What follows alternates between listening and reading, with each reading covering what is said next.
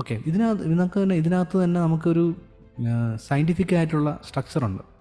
Structured scientific മെഡിറ്റേഷനാണ്.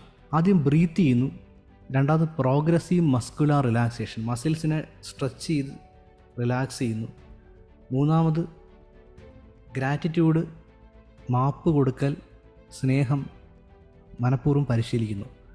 ആരോടെങ്കിലും ദേഷ്യം ഉണ്ടെങ്കിൽ ഞാൻ നിന്നോട് ക്ഷമിച്ചിരിക്കുന്നു, ഞാൻ എൻ്റെ മാതാപിതാക്കളോട് നന്ദി പറയുന്നു, ഗുരുക്കന്മാരോട് നന്ദി പറയുന്നു, ഞാൻ എല്ലാവരെയും സ്നേഹിക്കുന്നു, ഈ ലോകത്തിനെ മൊത്തം ഞാൻ സ്നേഹിക്കുന്നു എന്ന രീതിയിലുള്ള സംഭവങ്ങൾ പറയുന്നതാണ് തേർഡ് സ്റ്റേജ്. ഓക്കെ, പിന്നെ നമ്മൾ തോട്ട് ഫോക്കസ്. ഇത് സ്ട്രക്ചേർഡ്, ഞാൻ നേരത്തെ പറഞ്ഞ റിലീജിയസ് ആയിട്ടുള്ള മെഡിറ്റേഷൻ്റെ സംഭവം കുറച്ചുകൂടെ പറഞ്ഞു.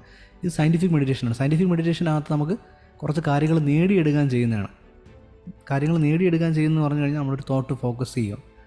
എന്തെങ്കിലും ഒരു തോട്ടിൽ നമ്മൾ ഫോക്കസ് ചെയ്യും, നമ്മുടെ എന്തെങ്കിലുമൊക്കെ നേടിയെടുക്കുന്നതായിട്ടുള്ള ജസ്റ്റ് ഒരു ഫോക്കസ് കൊടുക്കാം.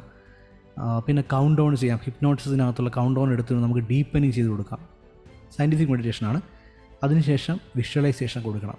നിങ്ങൾ അരുവികളുടെയോ ബീച്ചിലിരിക്കുന്ന സംഭവങ്ങളൊക്കെ ഓർക്കുകയോ അതിനെക്കുറിച്ച് ഫീൽ ചെയ്യുകയാണെന്നുണ്ടെങ്കിൽ, പക്ഷേ ഇവിടെ ഈ മെഡിറ്റേഷൻ നമ്മൾ കോൺഷ്യസ് ആണ്.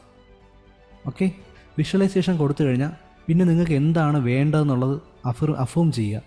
ഉദാഹരണം, ഞാൻ ധനികനാകുന്നു, ധനം എന്നിലേക്ക് വന്നുകൊണ്ടിരിക്കുന്നു, ഓക്കെ,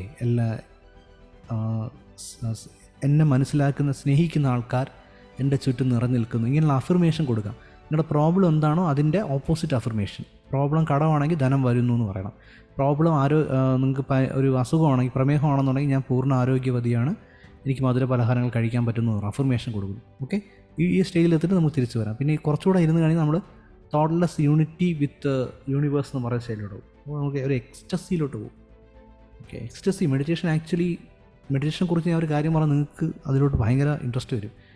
മെഡിറ്റേഷൻ തുടക്കകാലങ്ങളിൽ മാത്രമാണ്, നിങ്ങൾ ആദ്യം പരിചയമില്ലാത്തതുകൊണ്ട് മാത്രമാണ് ചെറിയ ബോറിംഗ് ആയിട്ട് വരുന്നത്. നിങ്ങൾ ചെയ്ത് കഴിഞ്ഞാൽ ഈ തോട്ട്ലെസ് യൂണിറ്റി വിത്ത് യൂണിവേഴ്സ് എന്ന് പറഞ്ഞാൽ ഇതൊരു എക്സ്റ്റസി ഫീലാണ്. എക്സ്റ്റസി എന്ന് പറഞ്ഞാൽ നമ്മൾ സെക്ഷൽ ഇൻ്റർകോഴ്സിനകത്തുള്ള ഓർഗാസം, ലൗകിക സുഖങ്ങളിൽ ഏറ്റവും ടോപ്പ് പൊസിഷനിൽ നിൽക്കുന്ന ഓർഗാസത്തിനേക്കാൾ അതിൻ്റെ സമാനമായിട്ടുള്ള ഒരു അവസ്ഥയിലോട്ട് നമ്മൾ പോകും. എൻ്റർടൈൻമെൻ്റ് അല്ല, എൻ്റർടൈൻമെൻറ്റ് വേറെയാണ്. യു ക്യാൻ എക്സ്റ്റസി എന്ന് പറഞ്ഞാൽ പരമാനന്ദത്തിലേക്ക് നമുക്ക് അതിൽ ലയിച്ചിരിക്കാൻ പറ്റും. Then you will understand that meditation is not some hard job, അല്ലെങ്കിൽ നമ്മുടെ നമ്മൾ ഇഷ്ടമല്ല ചെയ്യണ സംഭവങ്ങളല്ല. നമ്മളിപ്പോൾ ഉറങ്ങാൻ ഇഷ്ടപ്പെടുന്നു, നല്ല വ്യക്തികളോട് സംസാരിക്കാൻ ഇഷ്ടപ്പെടുന്നു, ഭക്ഷണം കഴിക്കാൻ ഇഷ്ടപ്പെടുന്നു, വായിക്കാൻ ഇഷ്ടപ്പെടുന്നു, സിനിമ കാണാൻ ഇഷ്ടപ്പെടുന്നു, അതിനേക്കാളും ഇഷ്ടപ്പെടുന്നൊരു സംഭവമായിട്ട് മെഡിറ്റേഷൻ മാറി എങ്ങനെ ഇരിക്കും? I experience that. എനിക്കത് എക്സ്പീരിയൻസിൽ നിന്ന് എനിക്ക് അറിയാൻ സാധിക്കുന്നുണ്ട്.